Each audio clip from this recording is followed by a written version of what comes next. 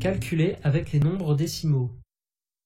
Pour calculer l'addition 25,3 plus 9,83, on pose l'opération en alignant les unités en dessous des unités. On commence à additionner les centièmes. 3 plus 0 égale 3. Ensuite, on additionne les dixièmes. 3 plus 8 égale 11.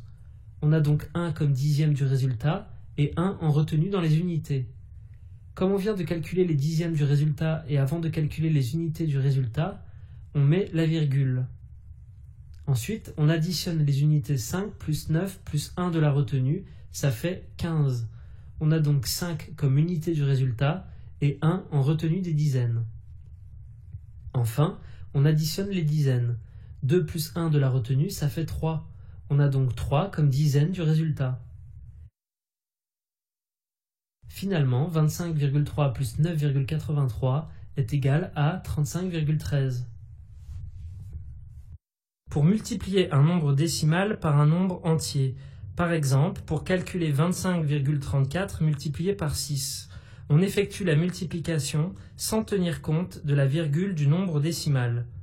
Après calcul, 2534 multiplié par 6 est égal à 15204.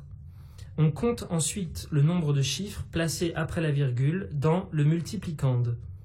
Ici, on a donc 2 chiffres après la virgule. On compte donc 2 chiffres à partir de la droite pour placer la virgule. Finalement, 25,34 multiplié par 6 est égal à 152,04.